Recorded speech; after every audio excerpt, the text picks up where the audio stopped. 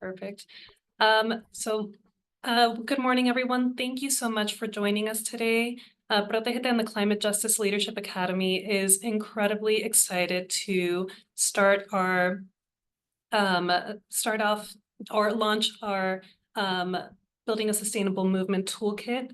This was an initiative that started after we had a conversation with an amazing Master's in Public Health student, Selena Leon, who is joining us today. She was looking to do her capstone project, and we were discussing what her interests were and some of the needs that Conservation Colorado had as a whole. And so from that, we decided that what we needed was a toolkit that was going to address the mental health needs of our community, because we recognized that participating in environmental justice work and in the policy space is really draining. And so we want to make sure that we're protecting ourselves as individuals, but that we're also protecting ourselves as a community, and that we're creating the right support so that we don't feel like we have to take on the entirety of this work on our own. And this is part of our broader Climate Justice Leadership Academy. The intention of our Climate Justice Leadership Academy is to support BIPOC communities and disproportionately impacted communities in their search for leadership opportunities across the state.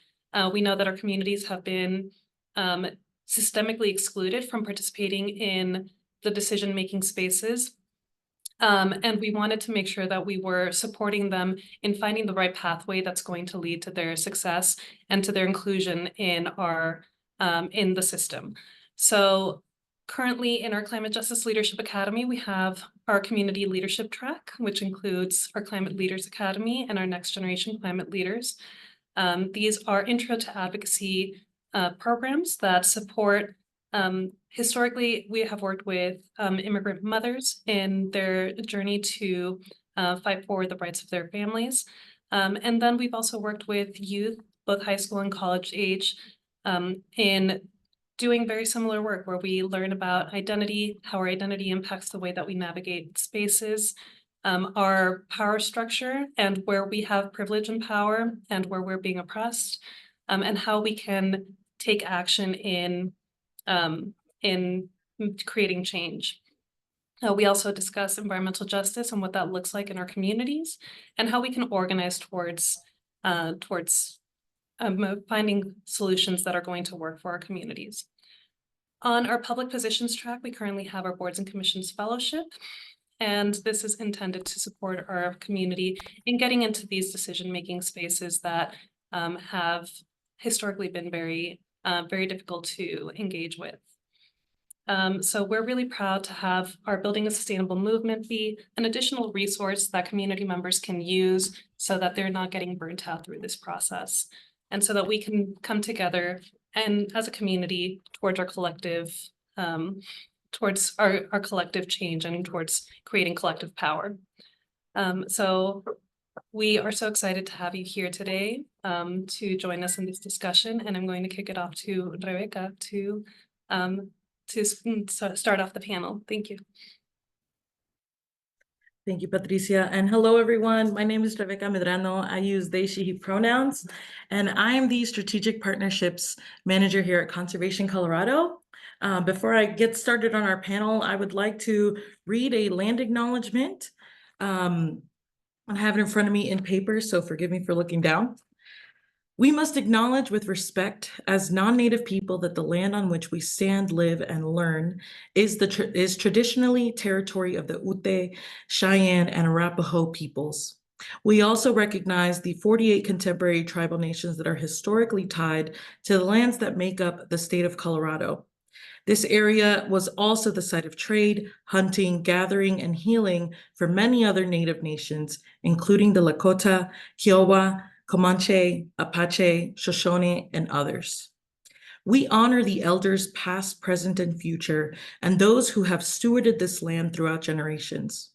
Let us also acknowledge the painful history of genocide and forced removal from this territory.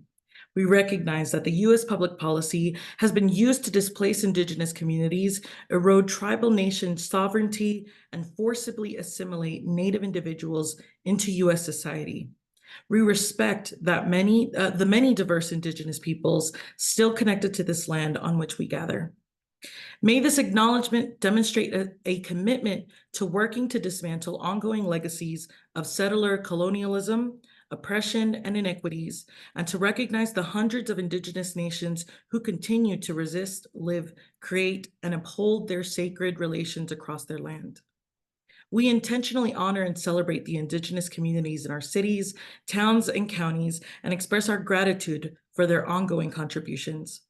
The metropolitan area is historically and currently a major crossroads in Indian country, and many nonprofits, businesses, and governmental organizations that play a key role in supporting our communities in the city we call home.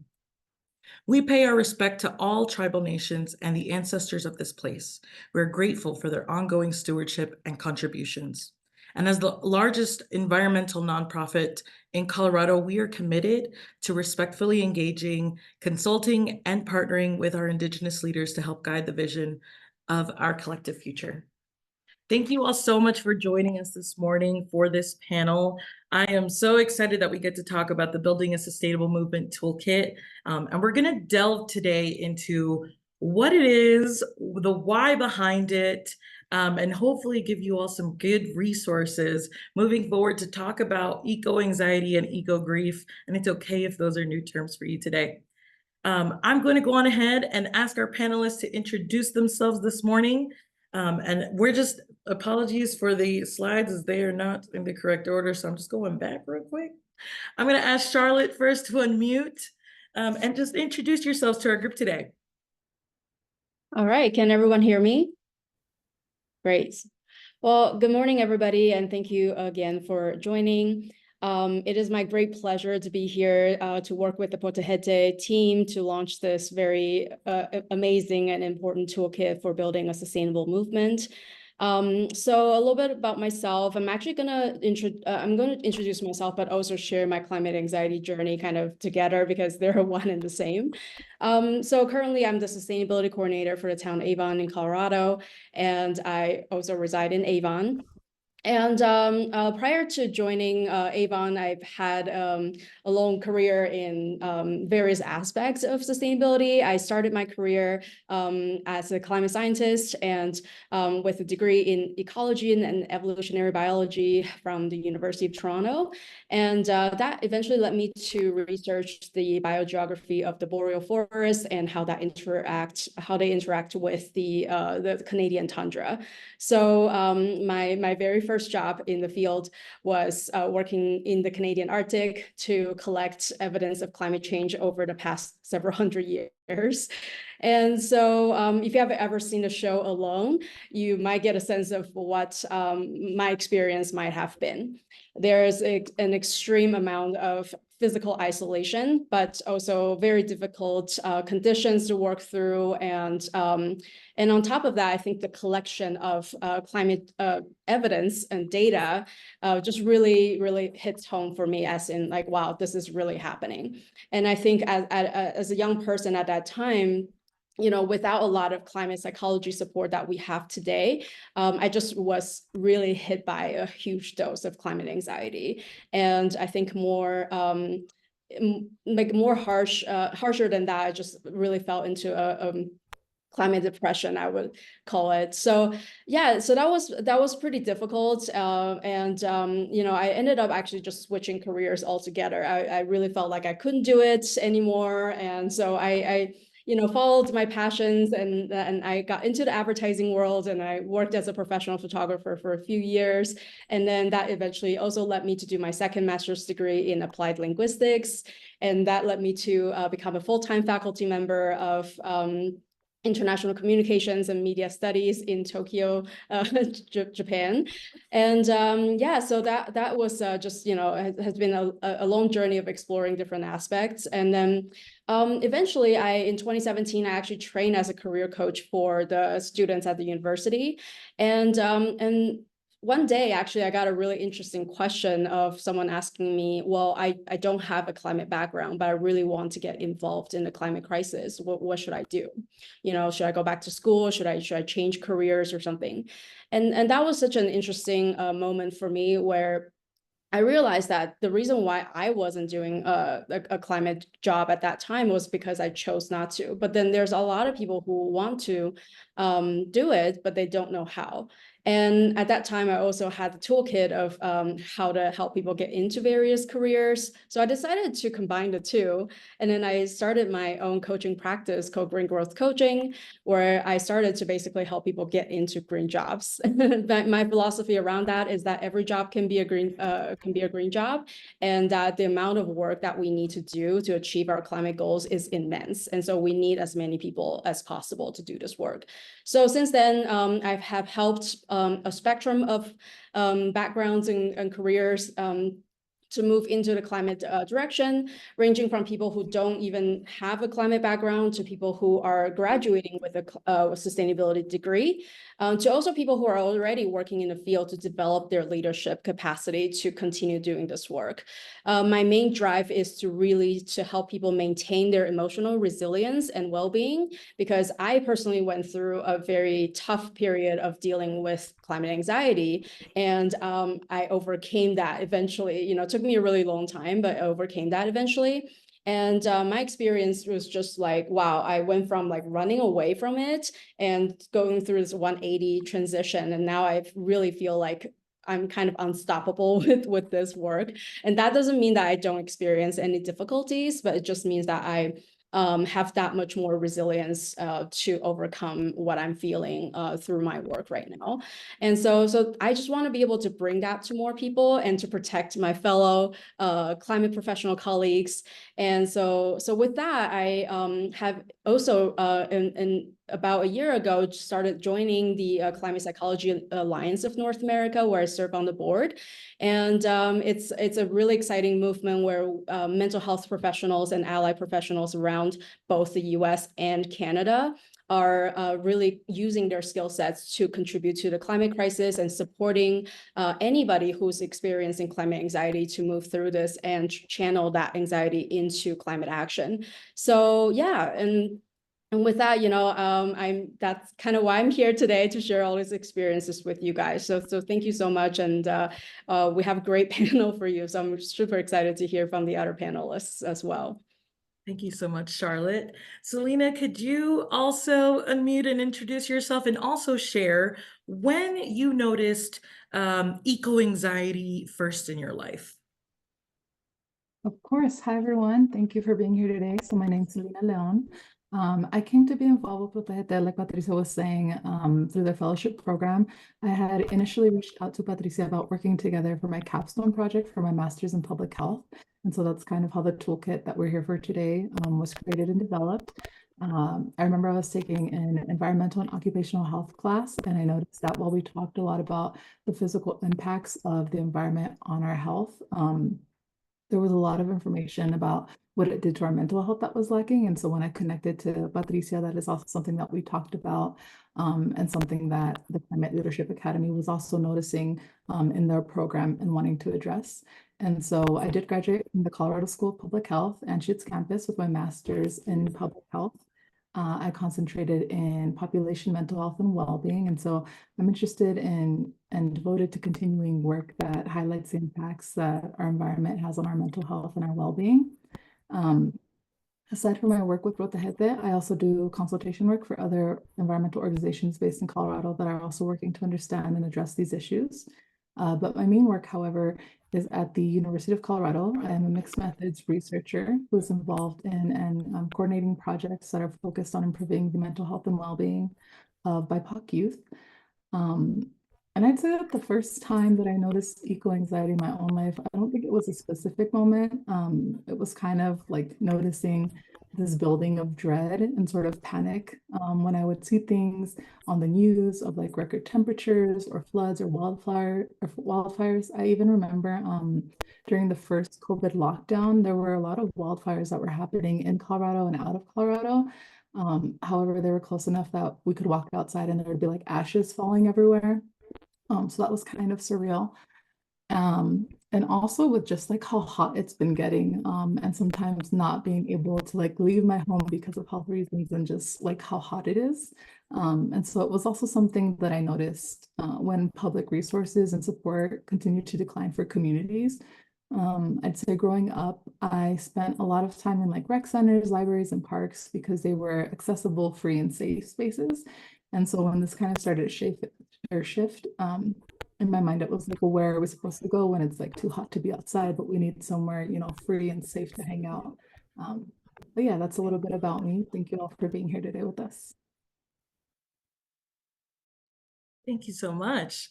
Patricia. Yeah, so my story starts in Los Angeles. I always joke that, like many people in Denver, I'm originally from California. When I was growing up in LA, in mid-city LA, it was in a Black and brown community that, you know, we didn't have a lot of green space available to us. Everything was concrete. We didn't have any parks. And in my elementary school, there was just one tree. Everything else was just concrete. And we couldn't play around the tree because a branch might fall on us, and that was a liability. And so I think that just kind of spoke to the resilience of that tree, not very much. And so, you know, there wasn't very much natural space that we can count on. And as a result, when I was growing up, I didn't consider myself to be an environmentalist. That was never a term that felt right with me, because my interpretation as a child and as I was growing up of what an environmentalist looks like was someone who was in the mountains, who was really connected to nature, and nature was just too far away from my reality in the middle of the city. I had a lot of friends that as we were growing up, we all had respiratory issues. I had a hard time breathing when I would do exercise outside. I would gasp for air, and that's actually part of the reason why when my mom quit smoking, was because she would see me occasionally gasping for air, and that was her way of trying to take some control of my health issues, even though it was mostly caused by environmental factors. As some of you may have heard about LA, we didn't have the best air quality. So that's something that we're famously known for. And so a lot of my friends also had respiratory issues. They had asthma and they had inhalers, and I thought that that was a toy. And so as a kid, I was really intrigued by their inhalers. I thought I wanted one. And it wasn't until I was older and I realized that this was a real health condition that I realized I don't want one. I'm really happy that asthma is not a reality that I have to personally deal with, but my community did disproportionately so. And so all of this helped shape my understanding of what environmentalism looked like. Even though as I was growing up, I would hear about climate change and it would cause me a lot of existential dread. Just, it was kind of in the background of my head as something that I didn't have control over. I grew up feeling that as a kid, as someone who was young, as the child of immigrants, as someone who was growing up in a lower income Black and brown community, that my opinions didn't matter, that I didn't have a way to impact change. And so I was really angry as a result, but I didn't think that there was very many outlets for me to take action. And it wasn't until later, I worked for a while in the education justice space. I worked in Guatemala at a nonprofit that led me to wanting to pursue a master's in public health, which is, I'm actually at the same school that Selena just graduated from. It wasn't until I came here to pursue my master's in public health and started working with Protégete that I started to get the language that allowed me to understand the environmental impacts that I had been experiencing my entire life. And that my voice was pretty important in shaping the narrative and understanding the realities, or what is possible for creating change in this space. Oftentimes we as a society really value credentials as being like, you are an expert because you have these degrees, and that's important. We don't want to minimize the fact that getting an education is valuable, but having lived experience is just as important, and sometimes even more so than having that educational background, because it really helps you understand the actual framework of what's going on, the entire landscape of the issue, and what possible solutions actually exist. So our work with Protégete, my job with Protégete has really been trying to figure out how we can ensure that we're getting people with lived experience, with an understanding of the issue, with this level of expertise, that don't see themselves as experts because they don't have the vocabulary like I didn't before, to really understand that their expertise is necessary. We need everyone to be involved in this work. And so I think with the Climate Justice Leadership Academy and with the Building a Sustainable Movement Toolkit, we've been trying to support community members in really reaching their own goals, their own potential that they want for themselves, and in aligning our values so that we're working towards the same goals. Because yeah, we often don't have the vocabulary for the stuff that we're experiencing, for the eco-anxiety that we're experiencing, but it's there. And once we have that terminology, it gives us more power to do the work that needs to get done. Thank you so much to our panelists for introducing yourselves. And before we kind of move forward, I want to make an intentional invitation to everyone joining us. I believe the chat may be disabled, but if you have questions while we're talking, please drop them in the Q&A part of the Zoom. If you just look at your Zoom at the bottom, there's a little Q&A portion next to the chat button. Go on ahead and drop in your questions. We're going to make room at the end to answer as many as we can. But I really want this to be a conversation, so feel free to drop in any questions that you all have, and I'll try to check it as we go on. And Patricia, I'm really glad that you talked about vocabulary at the end of your introduction. We're talking about eco-anxiety, and I think this is a word: eco-anxiety, eco-grief, climate grief, climate anxiety. These are words that maybe aren't used a lot, but I think a lot of us are actually feeling these feelings. So Charlotte, I'm wondering if you can talk to us about what eco-anxiety, what is eco-anxiety? What is climate anxiety? Absolutely. Yeah, I think having the vocabulary is really crucial for our emotional intelligence, because so often we actually struggle with expressing what we're feeling. And if we can't express them properly, then what you would end up getting is not being able to process and move forward with those emotions. So yeah, and I think, you know, before I give you any like formal definitions, really like with the stories that we have heard from our panelists so far, it just really illustrates the diversity of climate anxiety that you could feel. And so I think to sum it up, like we can say that it is an extreme worry about current and future harm to the environment caused by human activity and climate change. And so, but that is such an umbrella term and way to express this. So eco-grief, as a result, has become quite prominent these days and being quite prevalently acknowledged as a separate emotion that we could be feeling within this. And I will also offer some more terms for you to maybe make nuances between these things. But grief is, I think most people can relate to this, because a lot of times like we start to feel about climate anxiety because we have this original love for nature. And to see the nature change or something being lost, then that sort of, it really is a similar feeling to when we just experience loss in general. So eco-grief is something that a lot of people can relate to these days. We're also going to be talking about how to address these things later. And so, you know, I just mentioned that grief comes from love. And really, so, you know, we can lean into that love in order to find the power to do something about this.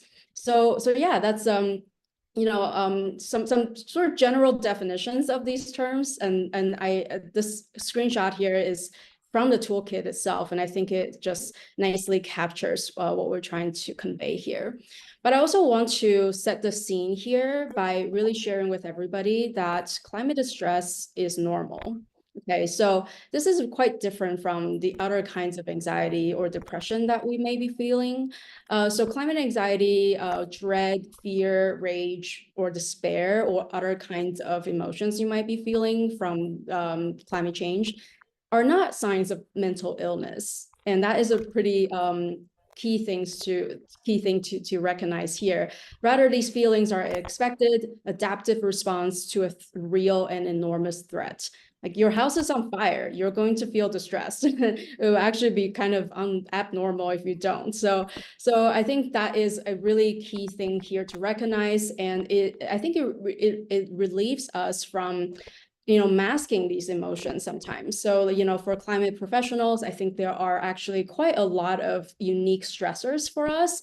So, for example, being frontline workers of this, being witnesses of these catastrophes, having in-depth knowledge of this topic, and having a professional and personal investment into this, and sometimes even facing like ethical and moral dilemmas when we're doing our jobs. These are all things that can really impact climate professionals.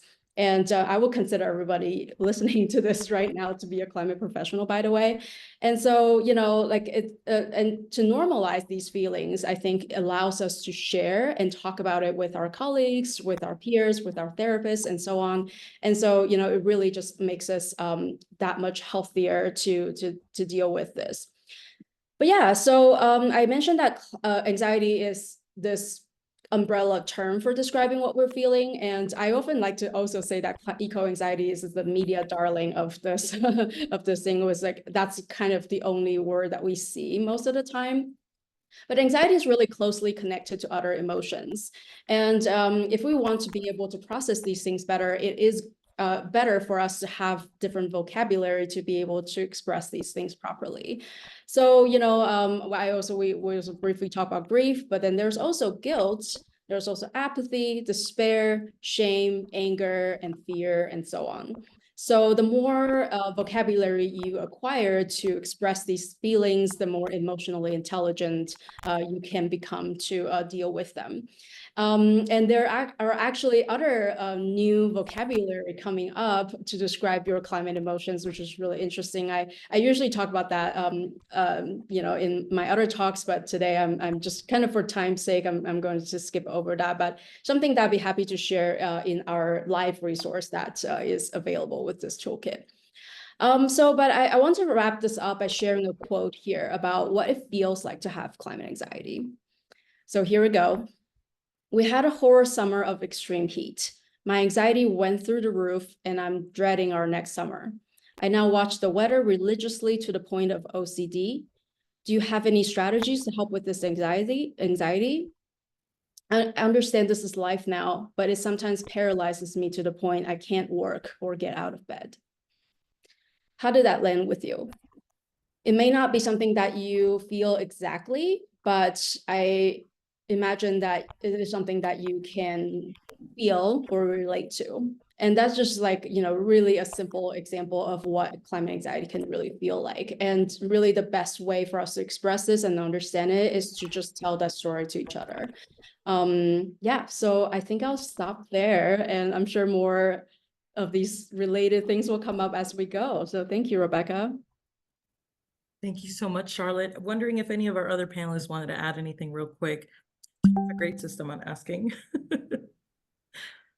I'll just add that, in a lot of the trainings that we do, especially when we do it with our immigrant mothers, who will talk about growing up in different parts of the world, and that there was a specific place that they remember as children going to and really feeling a sense of peace and connection to the earth. It might be like a lake, it might be a river, a mountain, and then them reflecting on the fact that these spaces are disappearing, and the sorrow that they feel around not being able to share that space that was so important to them in their childhood with their children because it's no longer there.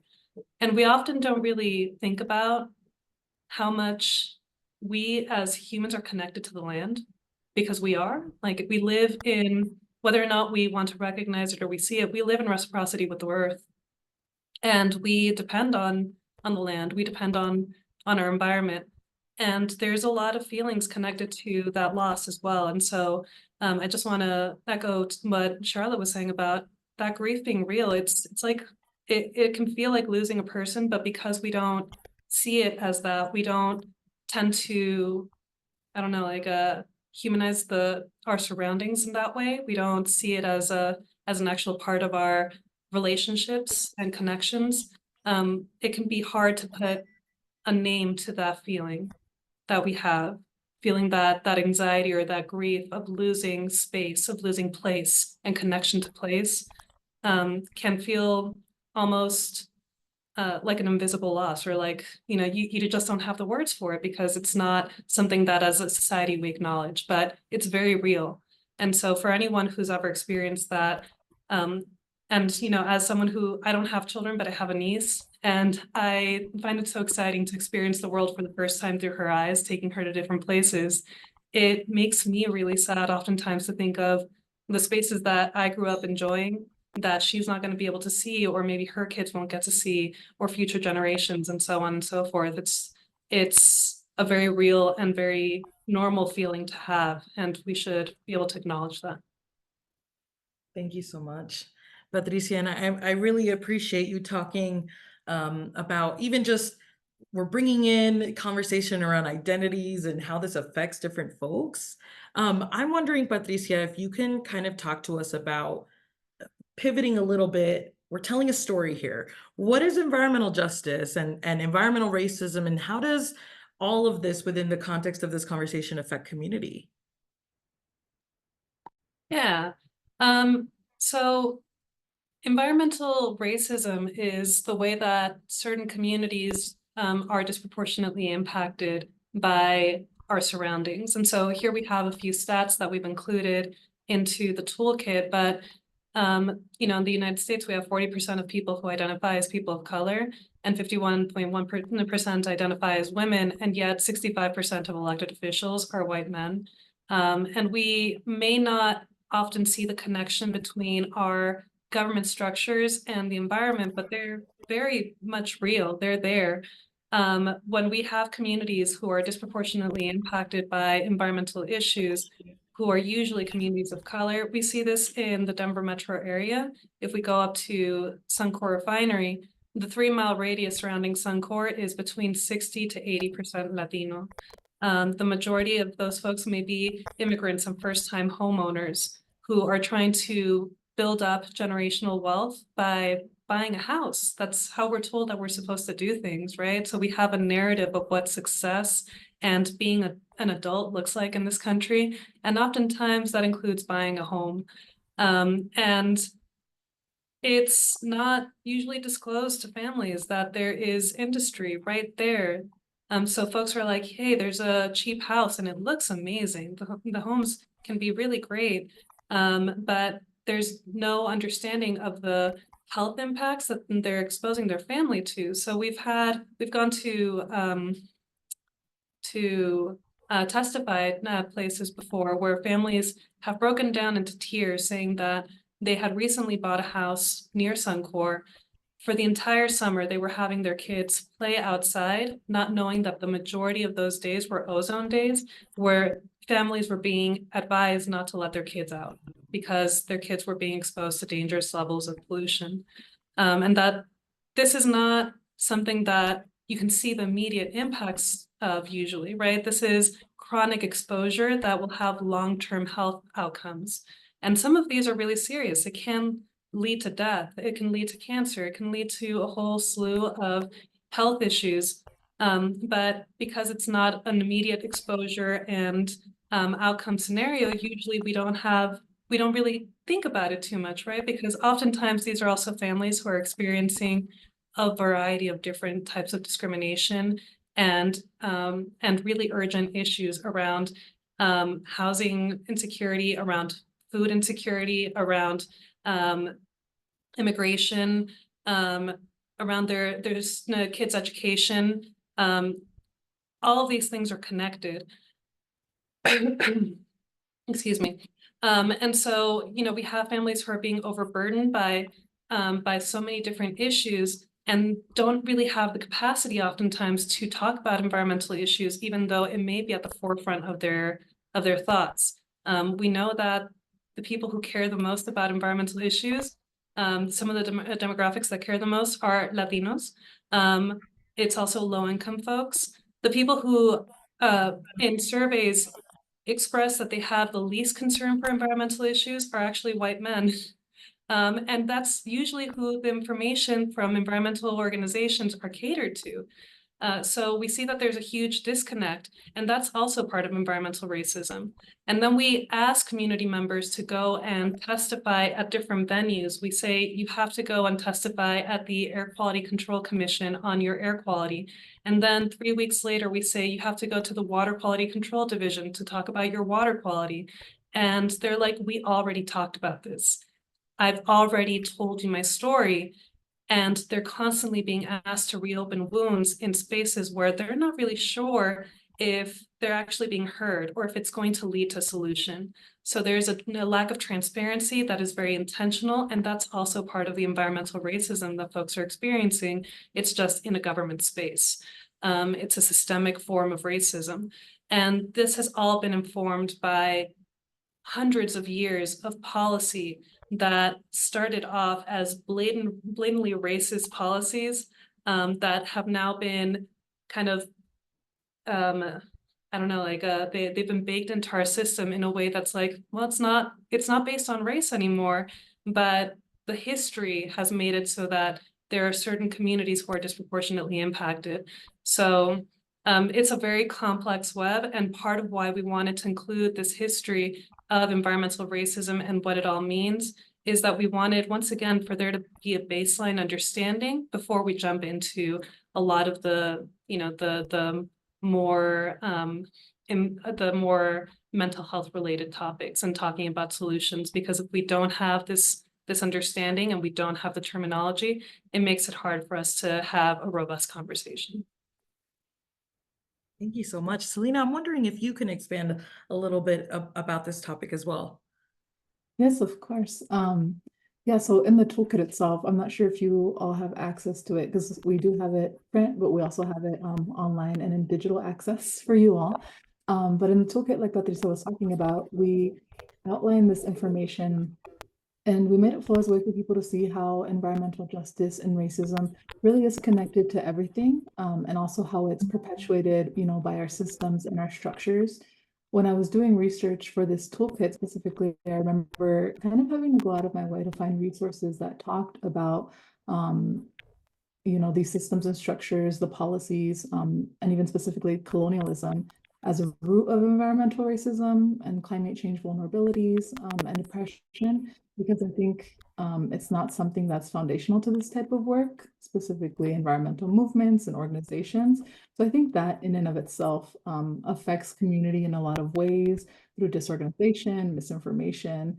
And so in the toolkit, we really, you know, touched on how addressing environmental racism and climate change is also about communities being able to confront systems of oppression to create long-lasting, sustainable change. And so aside from giving folks, you know, terminology and kind of like the beginning foundational, we also included some reflect and connect questions at the end of each section because it is a lot of information that we're giving to folks. And so we want to make sure that they also have some space to like name these experiences for themselves and define these terms for themselves. We thought that was really important too.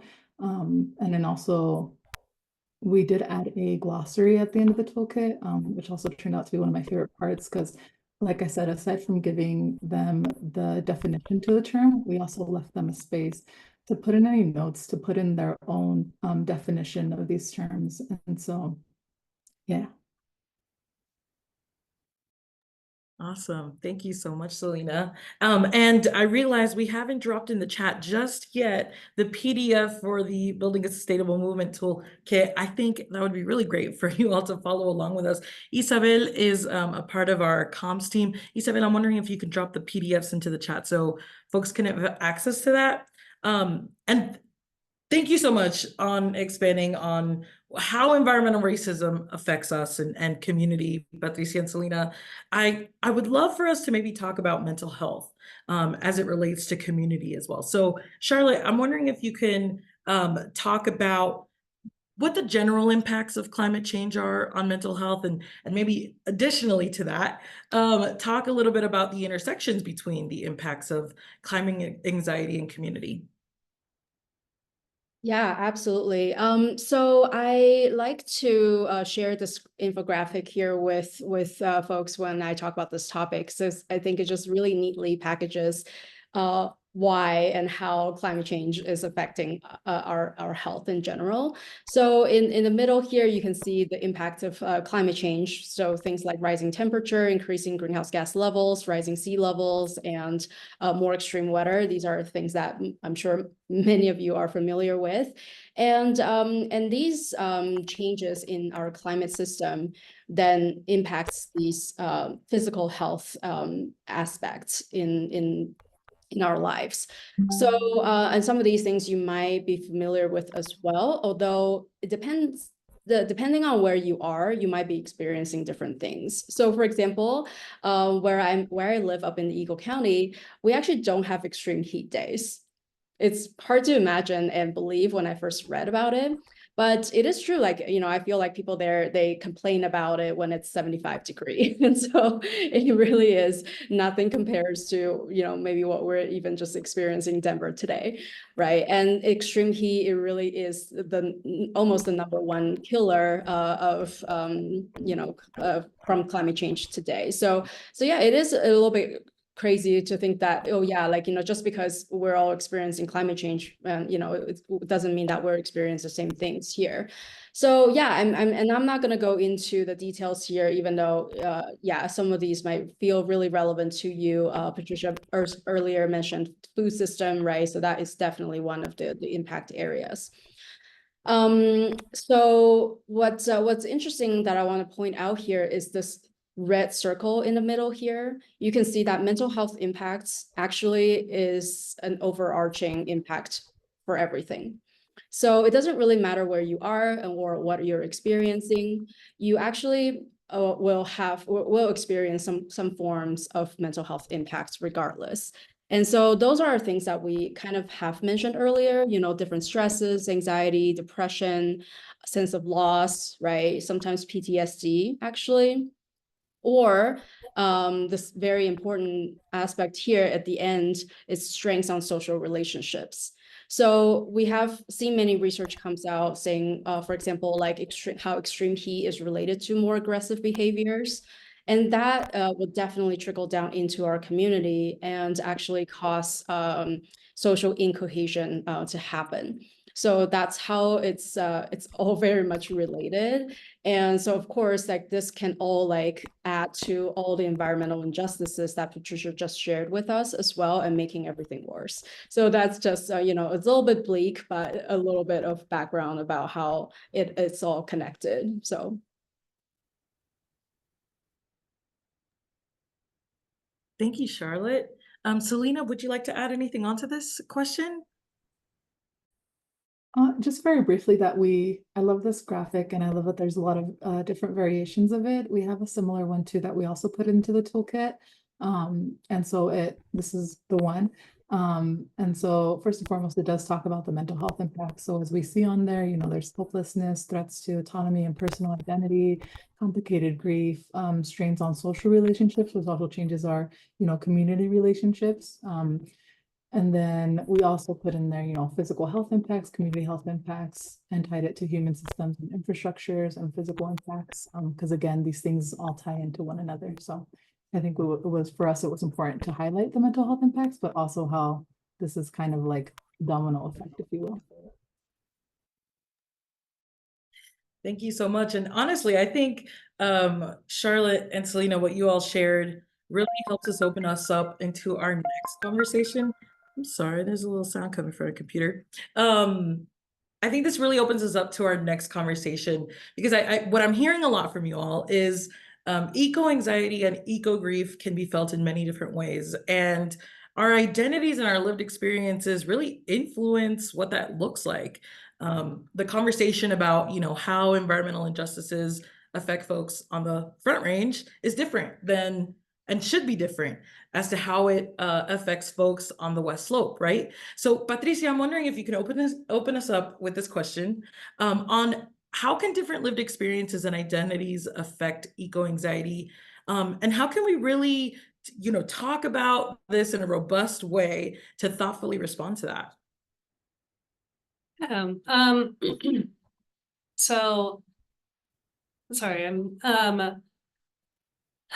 yeah, we talk in the toolkit around how, there's usually a certain identity that we think of when we think of an environmentalist, or we think of what it means to work within the environmental movement. And that this is a really, this has been an intentional marketing scheme around who is allowed to belong in environmentalism. So part of what we also discuss within the toolkit is the power of being able to tell our story, and storytelling being a really important factor into our ability to take ownership of what this environmental movement looks like, and being able to diversify this narrative.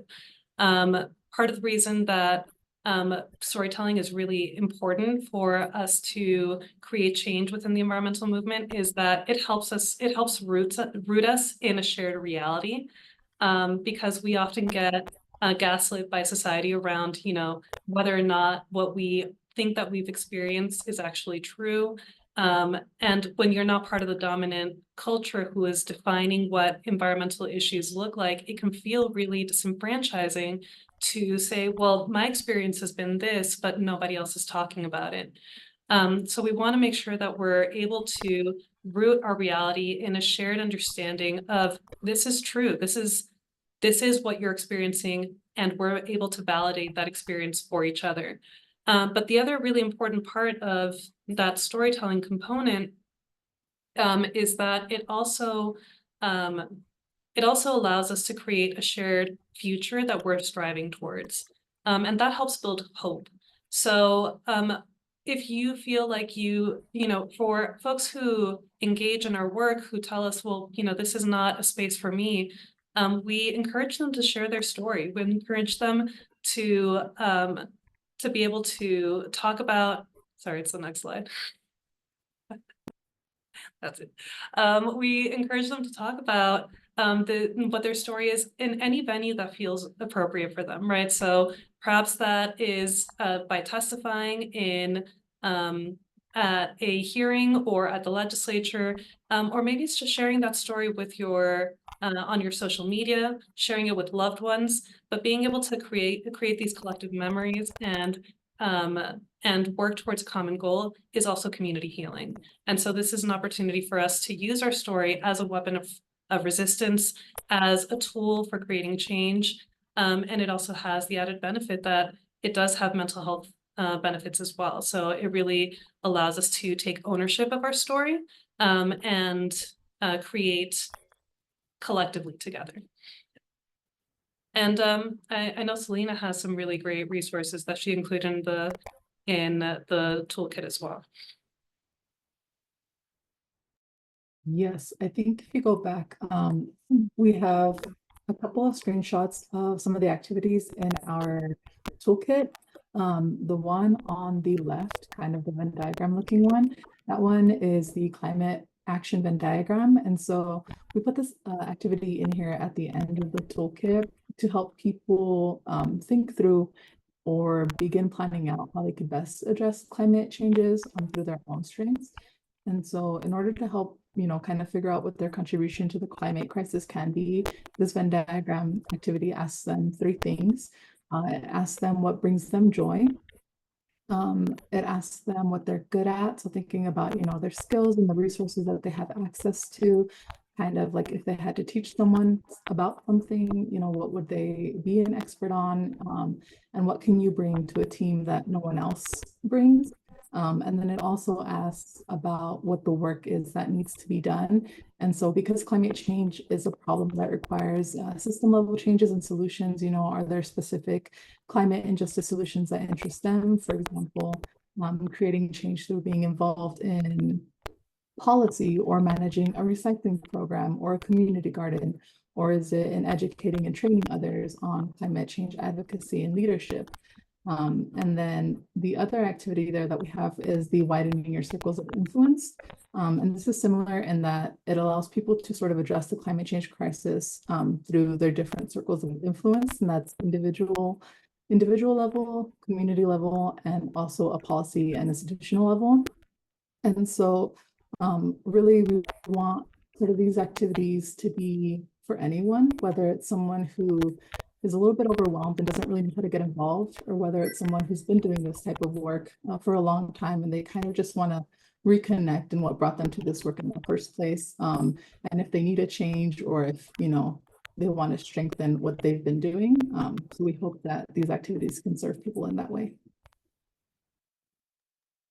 And I just wanted to add really briefly that with Selena's, what's the Venn diagram that Selena added into the toolkit, what I really love about it is that working within the environmental advocacy space, we have this really limited understanding of what it means to get involved in environmental work.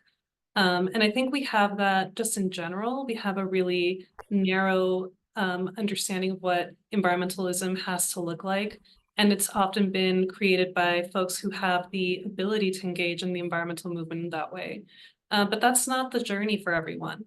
And there is a space for every single person to engage in the environmental movement that feels correct, that aligns with their values and that aligns with their skill level and joy. So it doesn't have to look like policy. It doesn't have to be working in the advocacy space. If that's not for you, that's totally okay. We know for a fact that there's never been a social justice movement that hasn't included art. And for a lot of our youth that we work with, they love art. They are really interested in developing out their artistic abilities. And that is a really valuable way to engage in the environmental movement. It's necessary. We need folks to speak to our emotions through artistic expression and, you know, really make connections through different, you know, paintings and stuff like that. So that is a very valid and real path that folks have at their disposition if that's what their joy is. Or perhaps they're really good at, they love children and they love taking care of children. We need folks to take care of kids when we do rallies and stuff like that. That is a valid way to engage within the movement. And it is necessary. It is just as important as the person who's speaking at the rally. So we want to make sure that we're uplifting the skill sets and the joy that everyone in our community has, and that we're really providing them with an option that feels like they're adding value to this bigger collective work that we're doing, and that we're not minimizing those contributions. So I really appreciate that Selena included this as a way for us to really kind of break down those narratives and those stereotypes that we have around what environmentalism looks like, because we hear it so frequently from folks that they feel like they can't engage in this space because they don't have the education, they don't have, you know, they don't understand policy, they find it boring. Who doesn't? Policy, not super exciting most of the time, right? It's very slow moving, and I work in policy, so I do find that there's exciting moments, but it can be really hard to engage in that space, and it can feel really violent. It can feel really scary. So if that's not a space that feels welcoming and safe for you, that's okay. There are spaces that are right for you that still are so incredibly important and that are going to add a ton of value to our movement. Yeah, thank you both for sharing that. I 100% agree that, you know, the most empowering way for you to engage in climate action is to really utilize what I like to call your superpower to do this work. It's interesting that in my line of work with municipal governments, we also discuss a lot of climate workforce, and that conversation is usually quite limited to you know, management or policy work, like Patricia said, or even you know, technical jobs like electrician, plumbing, and so on. So yeah, it can seem a little bit limiting when you're starting to like maybe Google some of these ideas, but I just really want to, you know, echo what other panelists have said and just really encourage you to look through that. And what I also want to add here is that what we're seeing here is actually very connected to a positive psychology theory called hope theory. And the hope theory describes that we need agency, we need goals, and we also need pathways in order for us to move effectively towards the outcomes that we want. And so that part of the process really is just about raising awareness and doing something like this, these kind of exercises. It will help you understand what your strengths and what your values and what are some of your default assumptions and perspectives are, and all those things can really help grow your agency and therefore move you towards stronger actions. So this feels so robust. Thank you so much to all of you for adding on to this conversation. I think, one thing that I said yesterday in our in-person launch was that for me personally, when I have words for something, it feels so real. I'm really glad that we can have a robust discussion about like what this even means, because I know that these are feelings as people that are working in climate spaces or like personally engaging in climate spaces. We feel these pits in our stomach, this anxiety, these fears, the depression that comes along with it, this feeling of hopelessness sometimes in talking about how this is all affecting us and are affecting our communities, and like trying to find ways to, I don't know, find a little bit of light at the end of the tunnel. So I want to ask our panelists, I would actually love to hear from all of you in this, but Patricia, I'm going to ask you first. Why would leaning into these powerful emotions really help us find climate solutions and emotional resiliency in the face of climate change? Yeah, I mean, for me, a big part of the issue that I experienced growing up when I was experiencing eco-anxiety without knowing it was that I felt a lack of agency. I felt like I didn't have ownership of this work. And I think leaning into the emotions can really help us with, first of all, just getting that validation. Like, I think naming it is so powerful. And oftentimes we think that, well, everyone is experiencing it, so why are you talking about it? That's kind of something that I feel like we naturally fall into, of like, you're not special. We all have climate anxiety. And that's true, we all do. But if we're not talking about it and validating each other's feelings, it can feel very isolating. It can feel like you're doing this on your own, or it can feel very helpless, like there isn't anything that we can do about it.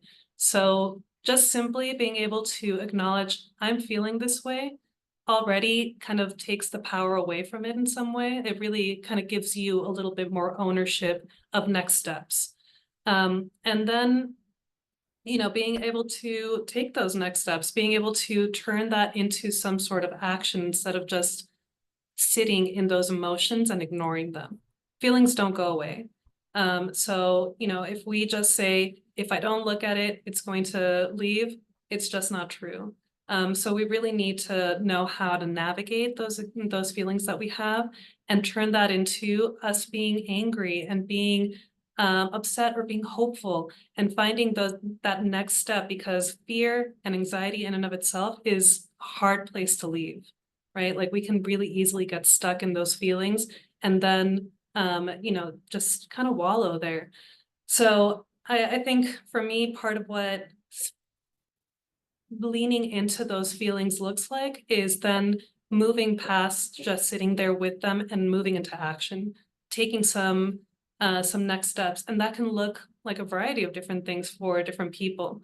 Again, going back to Selena's Venn diagram, being able to find what is the right way for us to take action, but it's also giving us an opportunity to identify where we already have taken action. And I think that that's super powerful too. Some of the, I guess there's a lot of memes about how Latinos will, like have reuse their little containers to put in rice or leftover food, right? But it's like a butter container, and so it takes you like half an hour to find the actual butter at grandma's house, because there's so many of those with leftover food. And similar to that, like leaving a room and turning off the lights. My dad would yell if he was across the house somewhere else. He was in the garage doing his carpenter stuff. And if I left a room, he would yell, "Did you turn off the light?" And a lot of people will say, well, those are financial issues, right? That's not about environmentalism. And I argue that it's about everything, right? These are intersectional issues. It's not just about the money, it's also about the environment. It's about being conscious, it's about being connected. There's a variety of reasons why we do different things, but those are cultural practices that are often overlooked by the environmental movement. So being able to look at the actions that you're already taking as a first step. And if that's all you can do right now, that's okay. And if you're ready to take the next step, that's okay too. But unless you lean into those emotions, you're never going to be able to kind of move past that and take the next step. I love that. I also wanted to add on to leaning into your emotions.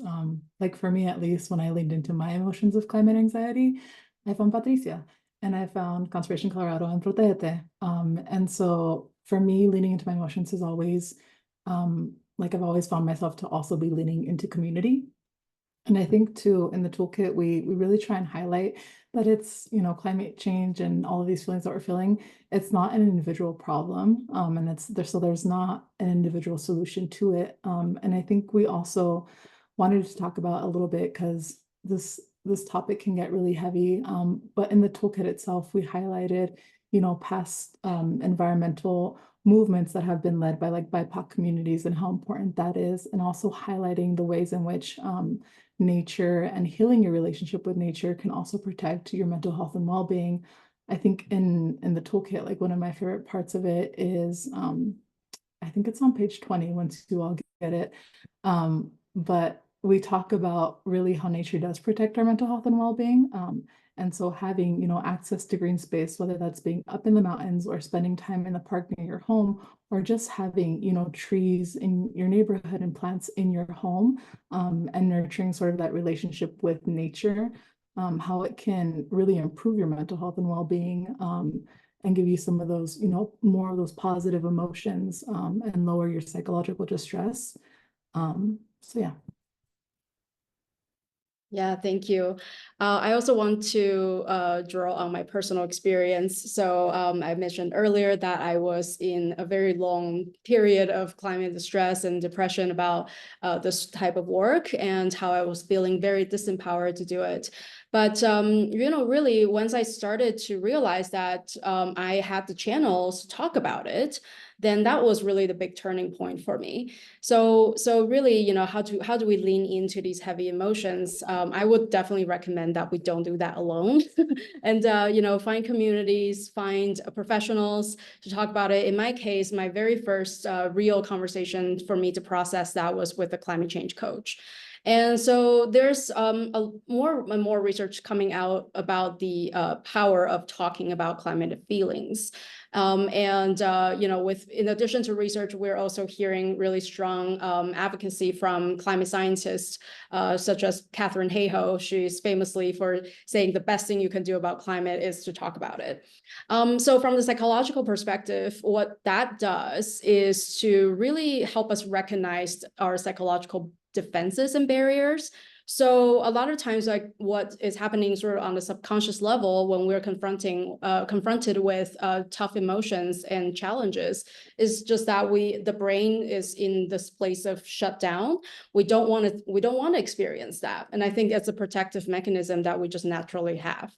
However, what that also creates is inaction. Right. So how do we overcome these psychological defenses and barriers? And really talking about it is one of the best ways to deal with it.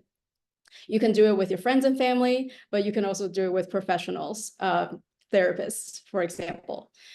So then once we recognize the psychological defenses and barriers, what we can then do is to become able to turn towards those defenses. They become less threatening to our psyche and become less scary.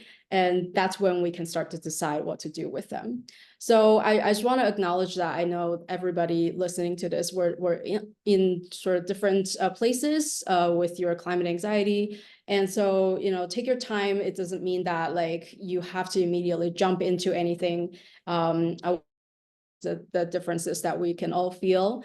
But wherever you are, you have various resources here to help you kind of make progress if you want. But generally speaking, talking about it is a really good first step.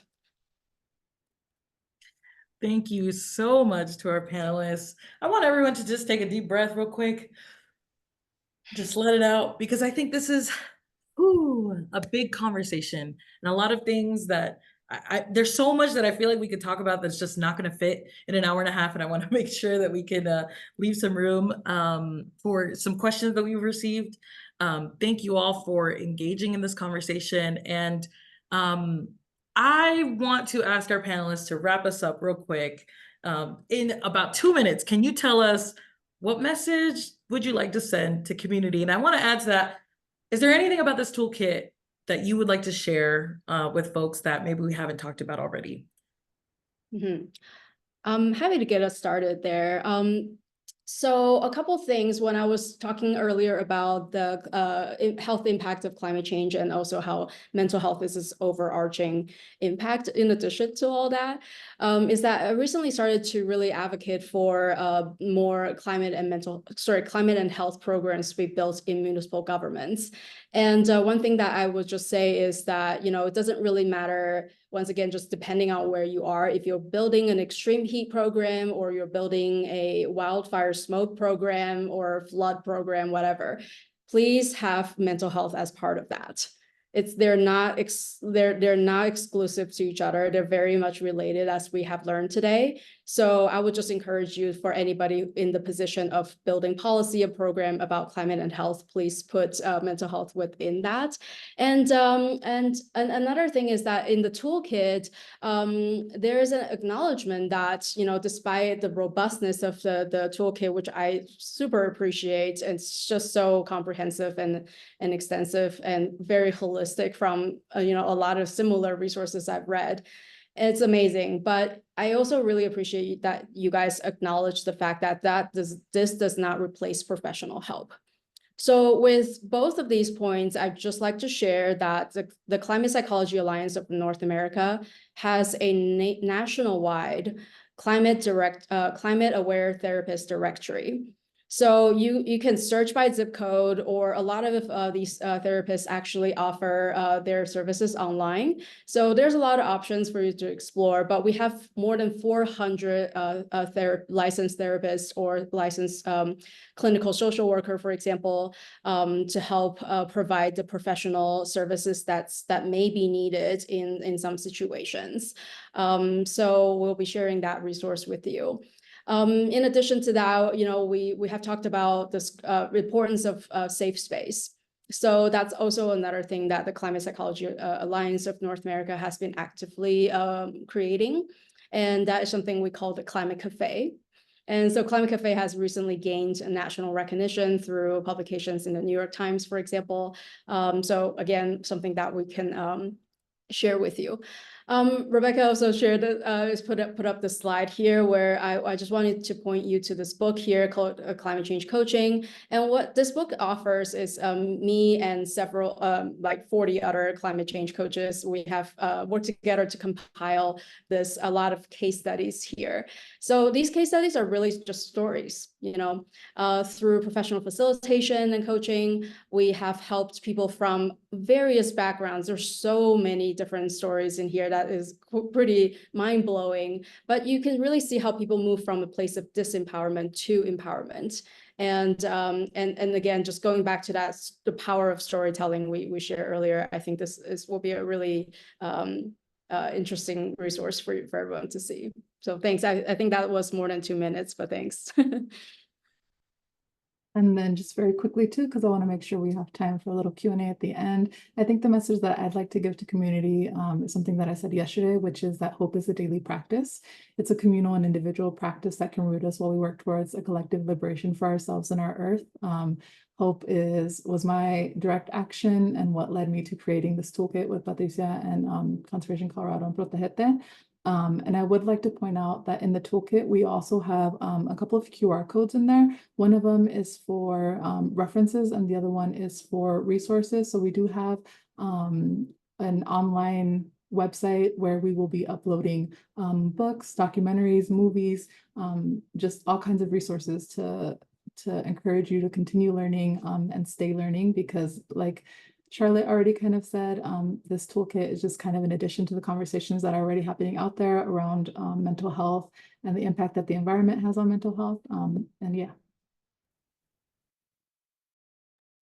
Yeah, thank you both for all of that. I think the only thing I'll add is that, as I mentioned before, that we're already doing some of this work, and don't discount the stuff that you're doing already. And if that's all that you can do right now, that's perfectly fine. This is an ongoing journey. You're not making a definitive decision right now about what your climate action is going to look like, and that's going to ebb and flow. And that's why we have to do this collectively, because there's going to be moments in which you are unable to participate, and that's okay. It's fine for you to take a step back and let other people step in. That's why we do this collectively. And so if you're looking to be the center of attention of a movement, there are folks who are kind of the spokespeople, or the folks who are, motivating others to take action. But at the end of the day, it really requires an entire community to come together to create change. And that's something that we want to really ensure that we're taking into consideration, because it's also going to lighten our load. It's going to make it easier for us to take action without feeling the pressure of everything being on you. It's not all on you, but you do have a really important, valuable, and unique role that you play in the broader environmental justice ecosystem. So finding what feels right for you, and not feeling constricted by what narrative exists that you have to be zero waste. That may not be accessible for you, and that's okay. Not everyone can do that.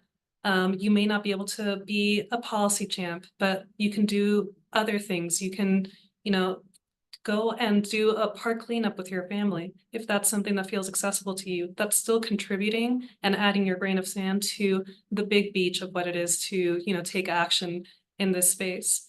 So all that being said, sit with what feels right for you. Don't feel guilty for your action not looking like everybody else's. This is a choose your own adventure type of experience. And we want everyone to feel really comfortable with their adventure, and to feel safe, and to feel heard and valued. And that being said, just to make a really quick plug, for our Leadership Academy, if taking action in the advocacy space is something that feels right for you, or if being on a board or commission feels right for you, we're opening our applications for our Boards and Commissions Fellowship on Monday. And we would love for folks to consider if that feels like a good step for them, if they want to be on a board or commission, which there are so many. So if you're passionate about education, you can be on a school board. If you're passionate about water, there are water boards. There's boards for human rights. And they're at the city level, they're at the county level, they're at the state level. That's another choose your own adventure right there. And let me tell you, that's confusing as I'll get out, but it's really important stuff. So if that feels like something that is really like it aligns with what you want to do, or part of what you want to do, maybe you're more interested in. We had a fellow last year. She is incredible. She's an artist, and she's also trying to be on a board or commission, and she's a college student. Like, she's just doing it all. But you don't have to limit what this looks like for you. And it's totally okay if what you come out with after you go through your own journey is something that has never been done before, because we need that innovation. So just, take your time, find what feels right for you, and yeah, you can do it. We need you. We need you.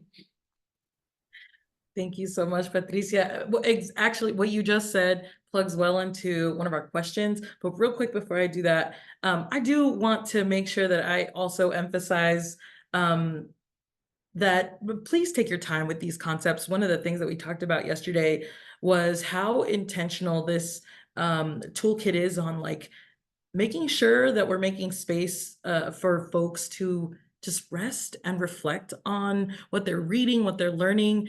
Rest is resistance. So I hope that throughout this conversation, you all really take from this that there is no one way to kind of process and deal with thinking about eco grief and how this and eco anxiety and how it shows up for us, please take your time and know that this has a name. And it means that you are not alone in the feelings that you're having. We're all sitting in these policy meetings, in these conversations, in these community meetings, coalition spaces, whatever it may be that you're in. We're all sitting in these spaces and you're not the only one feeling that pit in your stomach. Okay. So it's okay to just name it. It's okay to just share this kind of sucks to talk about. It's okay to just have that with your peers. And I hope that you all can take these resources and use them for, how you're going to deal with this in your life, how we kind of have to confront these feelings to keep doing the work that we're doing. Thank you so much to our panelists. This was such a good conversation. I want to read out one of the questions that we had. We have about 7 minutes, so folks, please feel free to add in your questions if you have any. And if we don't get to them, we will do our best to answer them in the email that is going to go out after this conversation. Our first question is, in attempting to advocate for environmental and racial, ethnic equity on the municipal level, City Council has responded by attempting to limit public comment times, as well as limiting public comment to only agenda items. White, male-dominated governmental bodies are really resistant to truly listening to the lived experiences of diverse community. The question is, what are some strategies to advocate for change and visibility that are not dependent on showing up in person to make public comment? Feel free to unmute if you'd like to answer this question. And I'll drop it in the chat as we go. So I can just start us off. I think this question is so important. And thank you so much, Yarrow Collective, for uplifting this issue. I'm sure that it resonates with a lot of people. And I mean, I think this is really going to depend on what is happening in your community. And so I know that this may be an unsatisfactory answer, but I feel like a lot of this goes into kind of power mapping. What are some of the options that are available? And then figuring out collectively, what are some of the actions that would make a change. And that's going to be really dependent on what your specific city council looks like, and the other players that are in the area as well. So, I think that there's definitely direct actions that can be taken. You can always, if it feels safe and it's an option for your community to do some sort of rally or a march or to protest the city council meetings, those are pretty good ways of getting some sort of publicity around it. You can invite the press and have a conversation with press if they're amenable to having that discussion.